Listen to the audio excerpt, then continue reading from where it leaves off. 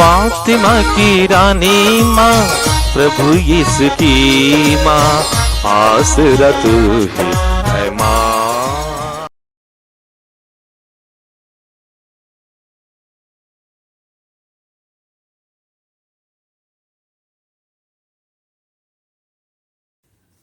पहला पाठ नबी इसायास का ग्रंथ, अध्याय 60, पद संख्याएं 1 से 6।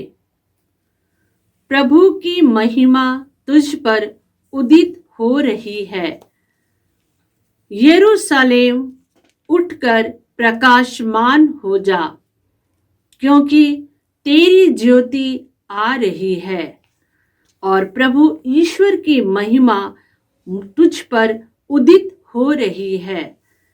पृथ्वी पर अंधेरा छाया हुआ है और राष्ट्रों पर घोर अंधकार, किंतु तुझ पर प्रभु उदित हो रहा है, तेरे ऊपर उसकी महिमा प्रकट हो रही है।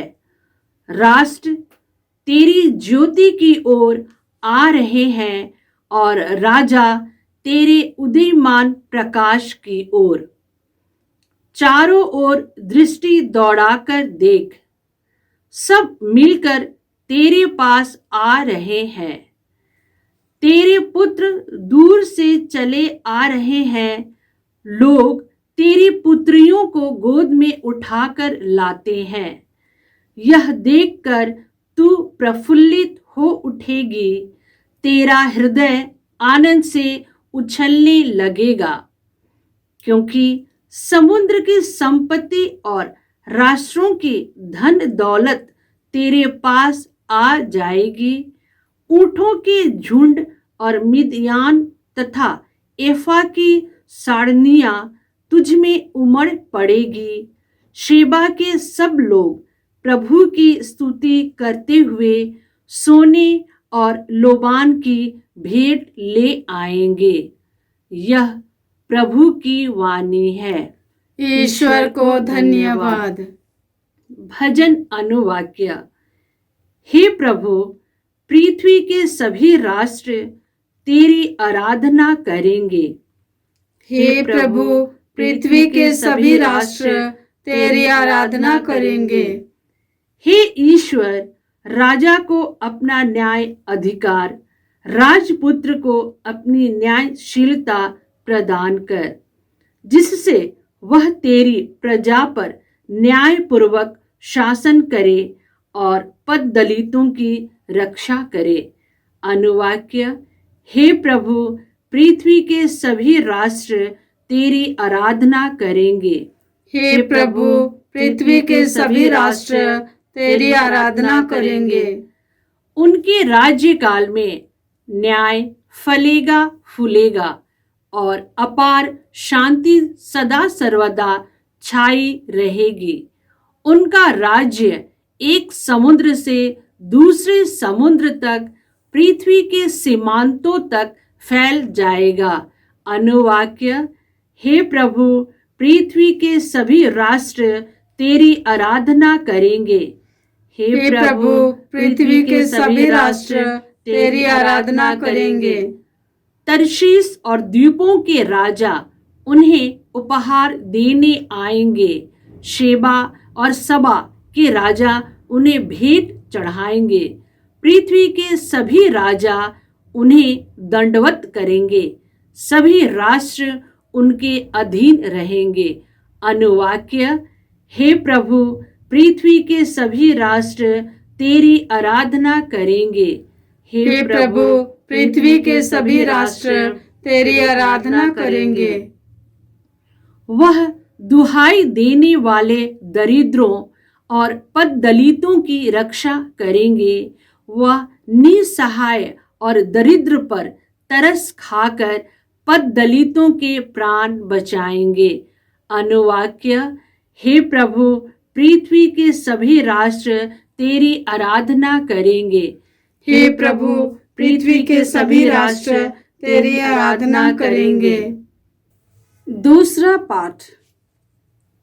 एफिसियों के नाम संत पौलुस का पत्र, अध्याय 3, पद संख्याएं 2 से 3, 5 से 6 तक। भाइयों, आप लोगों ने अवश्य सुना होगा कि परम दयालु ईश्वर ने आपकी भलाई के लिए मुझे यह कार्य सौंपा है। उसने मुझ पर वह रहस्य प्रकट किया है जो पिछली पीढ़ियों में मनुष्यों को नहीं बताया गया था और अब आत्मा के द्वारा उसके पवित्र प्रेरितों और नबियों पर प्रकट किया गया है। वह रहस्य यह है कि सुसमाचार के द्वारा यहूदियों के साथ गैर यहूदी एक ही विरासत के अधिकारी हैं, एक शरीर के अंग हैं और यीशु मसीह विषयक प्रतिज्ञा के सहभागी हैं। प्रभु की वाणी। ईश्वर को धन्यवाद। जय घोष। alleluia, alleluia। हमने उनका तारा उदित होते देखा है, हम उन्हें दंडवत करने आए हैं। alleluia। प्रभु आप लोगों के साथ हो और आपकी आत्मा के संत मत्ती के अनुसार प्रभु यीशु ख्रिस्त का पवित्र सुसमाचार। हे प्रभु तेरी महिमा हो। अध्याय 2 पद संख्याएं 1 से 12। यीशु का जन्म यहूदिया के बेतलेहम में राजा हेरोद के समय में हुआ था।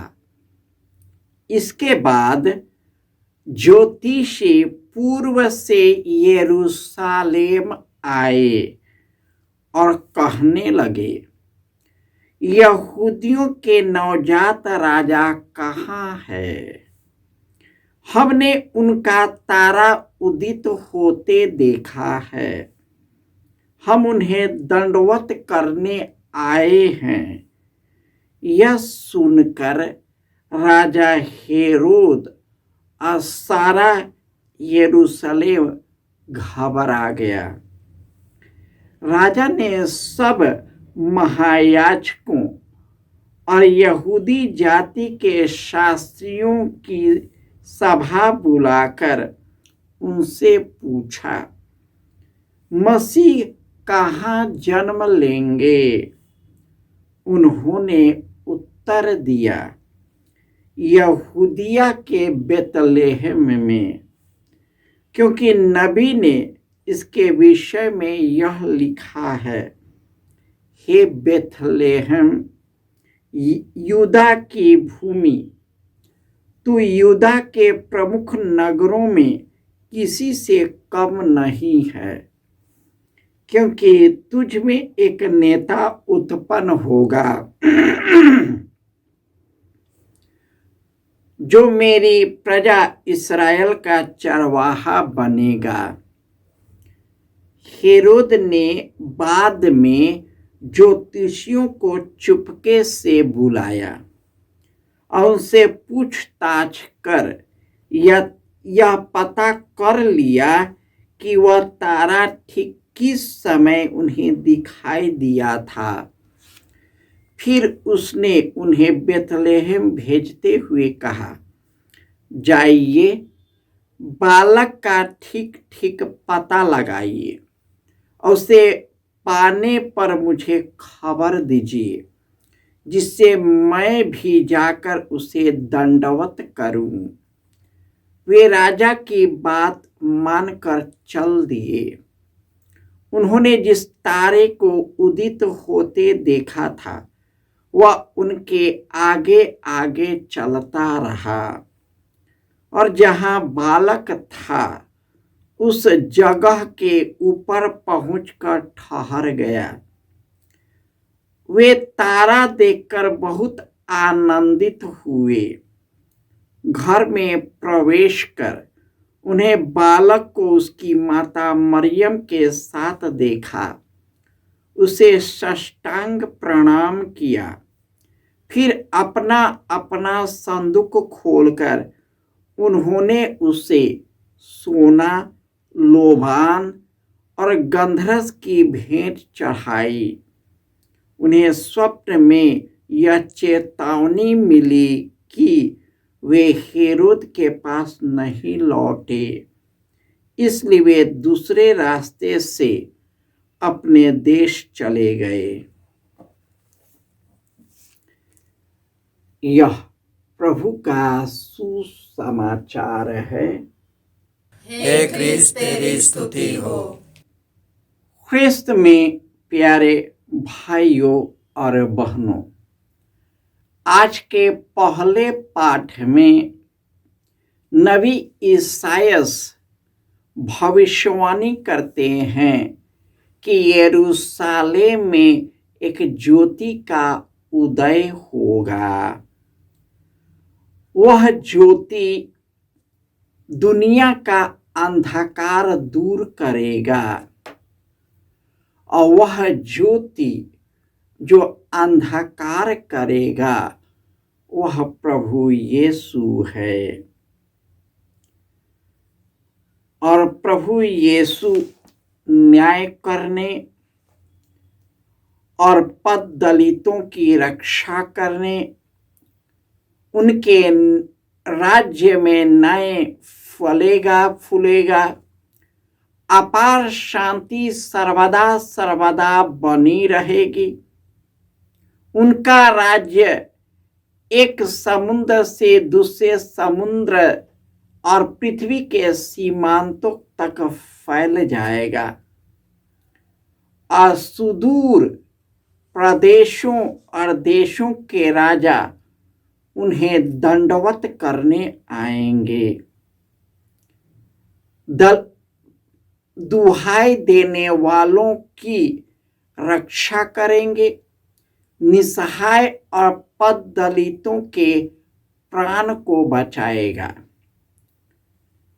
और यही कारण है कि संत पौलुस एफेसियों के अध्याय में कहते हैं कि पवित्र आत्मा द्वारा ईश्वर ने जिस राजा को आने के लिए भविष्यवाणी किया है वह प्रेरितों और नबियों पर प्रकट किया है।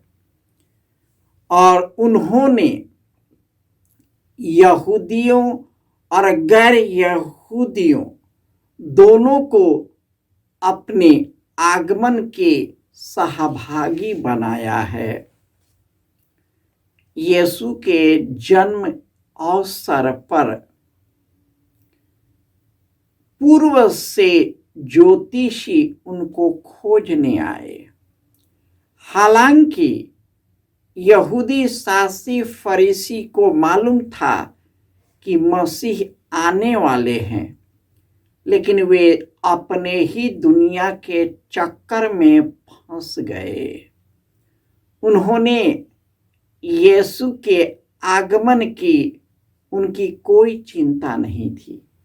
मसीहा उत्पन्न होगा, परंतु कब और कैसे होगा उन्हें मालूम नहीं, क्योंकि उनका मन और हृदय अंधकारमय था। जब ज्योतिषियों ने राजा हेरोद और यहूदियों को बोला तो खुशी होने के बदले वे घबरा गए, क्योंकि उनकी कुर्सी दांव पर लगने लगी। वे इतने डर गए कि वे चुपके से उन लोगों को बुलाया और कहा कि इस रहस्य को मुझे बताइए। उनका हृदय कलुषित था। ईश्वर के दूत ने उन ज्योतिषियों को बोला कि राजा उसे मरवा डालने की ताक में है। इस प्रकार ज्योतिषियों ने ईश्वर की आज्ञा का पालन करते हुए चल दिया। जय यीशु